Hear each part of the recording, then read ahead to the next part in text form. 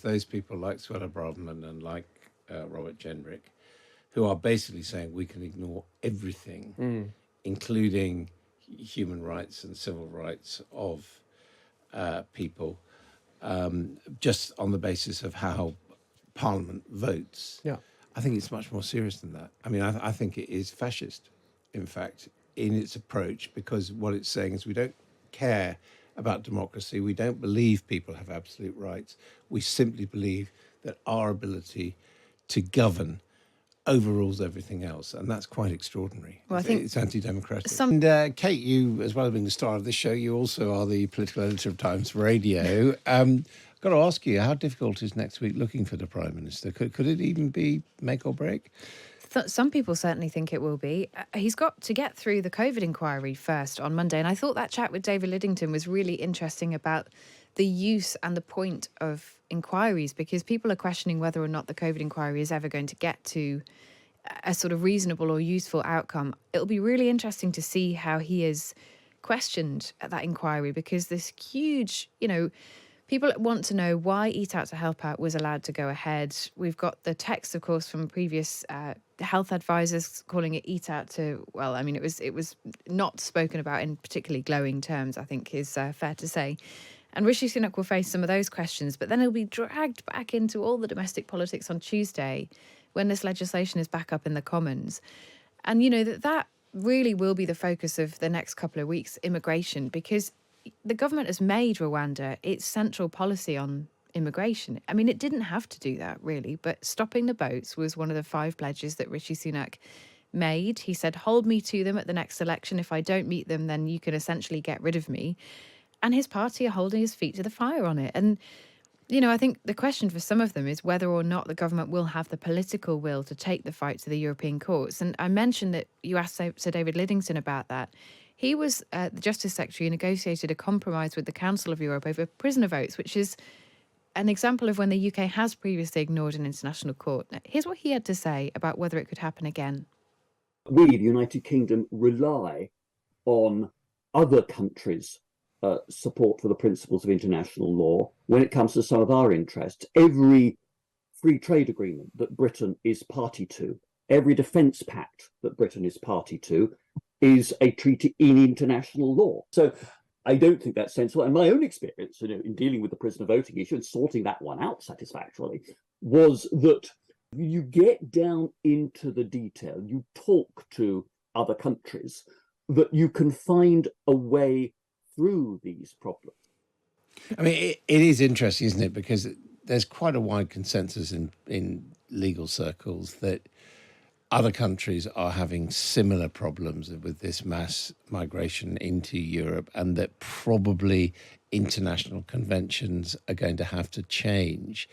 But the issue is fundamentally whether you wait for that and pool your problem, or whether you try and say, well, Britain first, we'll go it alone, and pull out of something which, as David Liddington was saying, he believes is a very valuable superstructure. Yeah, and I think that's where the tension comes here, because a lot of the MPs on the Tory side who are saying we don't go far enough are the MPs who will hold up the idea of Brexit freedoms and the UK outside of the European Union being able to make our own policy and dictate our own laws. And for them, these two issues are really very closely combined. The idea that we would be beholden to a European court on an issue that our domestic parliament hasn't yet, but may well vote through, is fundamental to them. And it's where this gets into, a conversation about whether or not Rishi Sunak will politically want to or have the ability to say, well, look, the UK is going further, yes, but we're only going ahead of people who were already on the same journey as us. We're forging a path,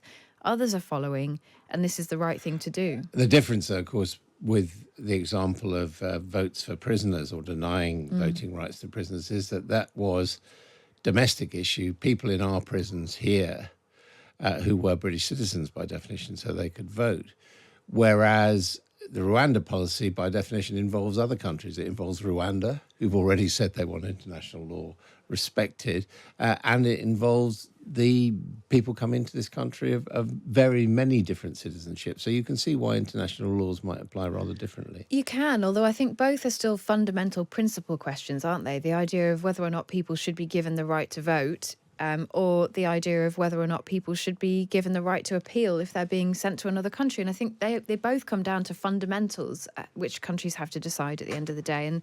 And this week we will see a lot of conversation around that. So to answer your question in a very long-winded fashion, which you would not let a politician get away with, I think it's going to be a very difficult week for the Prime Minister. And just one big question. I mean, is it really serious that the Tory party could move against Rishi Sunak and we could have a fourth party leader and Prime Minister before the election?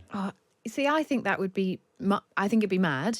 But I worry sometimes about saying things like that on the radio and then them coming to pass. Alexis Conran joins us in the studio. Alexis, you tell us what you think. Another Tory leader on the cards? I don't see that. I think that it should something happen on Tuesday before we get to another Tory leader. An election will be called. I can't see anybody thinking it would be a good idea to go through that again. Well, Michael Gove dodged our question, didn't he? Adam, He did. on I was the listening. Election? Yeah. And he did, and I was surprised that he went for the it's not for me to say. Did he use the phrase above my pay grade, which is always the sort of like yes, no comment sort of equivalent. Actually, you know what we should do next week? We should play politician linguistics bingo, because it's our last show, I think, next weekend before Christmas. Is that our last show before Christmas? I think it might be. Well, there's some question of what we're doing on Christmas Eve, I think. Well, I think I know what I'm going to be doing on Christmas All Eve. right, all right, And as much as I love you, it will not be in this radio studio. But I think we're going to record a special Christmas Eve show for people. So watch out for that one. But let's play Christmas linguistics bingo next week. And Above My Pay Grade will be on there. What is on your bingo card today, Alexis? Well, we're going to be looking through the Sunday papers with historian Bendo Grosvenor and Emma Kennedy, the author and screenwriter and actor. We'll be going through the papers. We're going to have a quick catch-up as well with Israel. And what's happening in Gaza. People are being told to move out of the city of Khan Yunis. We're going to be speaking to Yotam Confino, a journalist in Tel Aviv. We're also going to be looking into the sort of legalese of the Rwanda bill with Sir Geoffrey Robinson, who's a former United Nations judge and senior human rights barrister. I don't think you'll be surprised to know that he is concerned about how it sort of complies or doesn't comply with our international obligations. Just before coming in to see you, I was listening to a slightly strange clip from one of the ministers, Mr. Gendrick, I should say, who resigned last week, of saying we're putting Parliament to do what the people want, and we shouldn't be caring about our reputation on the international stage, or words to that effect, which sounds to me very strange. This idea that ministers are sent to Parliament to sort of disregard obligations in international law. I don't know since when that is. Is that a new thing, Adam? I suppose that depends, doesn't it, on how you follow through your manifesto?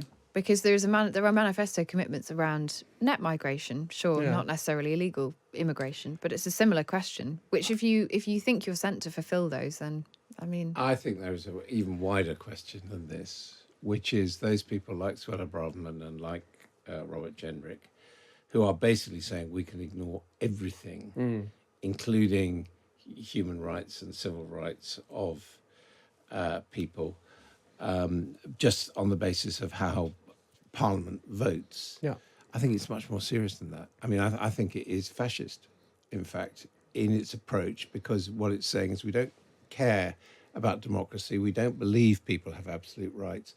We simply believe that our ability to govern overrules everything else, and that's quite extraordinary. Well, I think it's anti-democratic. Some people will say that's why we're now hearing chat about if the courts did block this, there would be that call for an election, because you'd have to go to the people to ask as big a question as leaving the ECHR. You would have to put to the public.